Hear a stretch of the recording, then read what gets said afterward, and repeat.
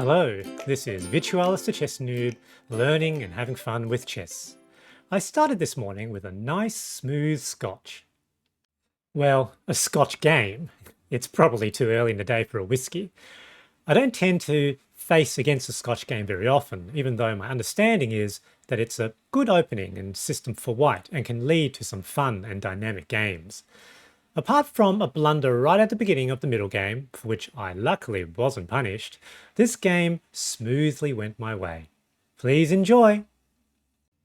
Let's start with a look at the review. This is chess.com's algorithm, and as you can see, after the opening I did very well, except for this one sort of a blip where I made a blunder.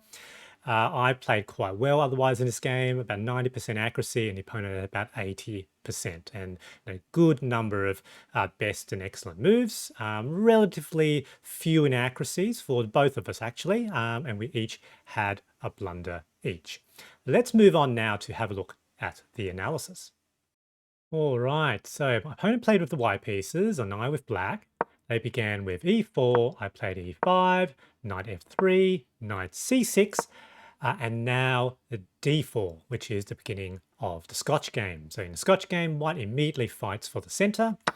Sort of a very normal move is to capture that pawn, capture back with the knight, and now bishop to c5. So basically attacking that twice. That's protected once by the queen. Our opponent now plays c3 to add an extra defender, and I play knight f6 to continue development. Opponent tries to pin the knight to the queen with bishop g5, so that's potentially a good move. Here I thought a little bit, and I decided to immediately play h6, asking what they were going to do with that bishop. So apparently that move was not good for white, and if I played queen e7, that leads to a substantial advantage for black. And I suppose I can see why that's the case, you know, with that capture. Opponent potentially have to block, but that doesn't really work. If you block with queen, there's a queen trade. Yeah, so that potentially is a stronger move.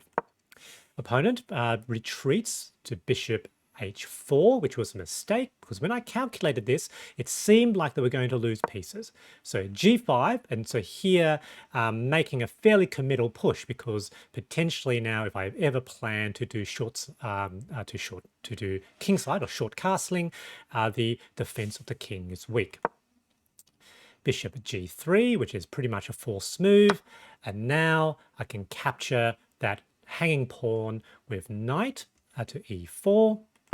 Opponent played queen f3, which I was fairly sure was a bad move, though I wasn't entirely sure how best to punish that. I did think I could just straight up capture, but of course I thought they would capture back. Is that really good? I wasn't sure. I thought I did a very clever move here with queen to e7, but that was that blunder. My thought was here I sort of protecting that knight, and this capture will now come with check. So I thought I was being really clever here. The reason why that is a blunder and the opponent is almost goes to +3 is that could have been blocked with knight to f5, which both protects the bishop and also directly threatens the queen. So I didn't see that. Lucky for me, the opponent didn't see that either, and they played bishop e2 to potentially block the discovered check. Here I thought better cash in, captured the bishop. They interestingly enough captured back with pawn, which again I thought was probably not the best move. So apparently capturing with the other pawn and opening up the file for the rook was better.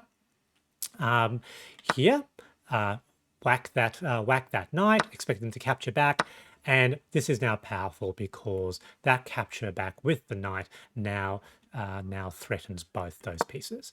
Opponent moves obviously the queen out of the way, no problems though. Capture, capture, capture, capture. So liquidated the pieces, and basically now I have the two rooks and a bishop. Opponent has 2 rooks and a knight. However, I have 7 pawns. The opponent only has 5 pawns. And more than that, my pawns are all in good positions. Here, they've got double pawns, missing pawns in the center, king sort of out, lost the right to castle. I was sure this was pretty good for me, and Stockfish rates this as -5 in my advantage. So now I short castles to potentially sort of bring the rook to the open G file. Opponent develops their knight, which makes sense.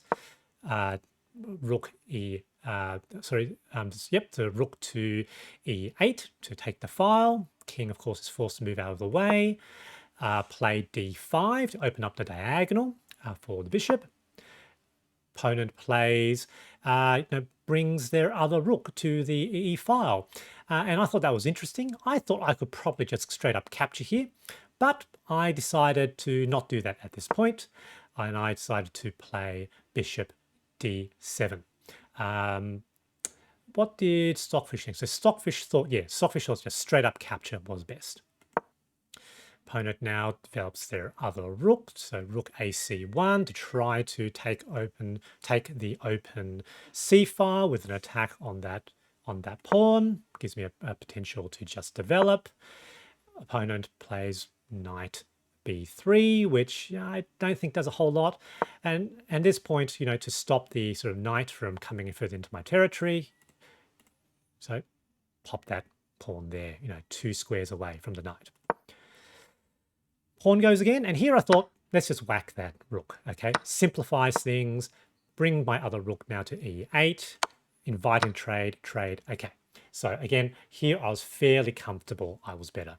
Bishop versus knight, while I've still got a pawn majority, I should be okay. Still have to play carefully. Move that pawn out of the way. Push that pawn forward. King comes forward, push the pawn forward. So now there's a force field. So as you can see, so the king cannot enter the 4th rank.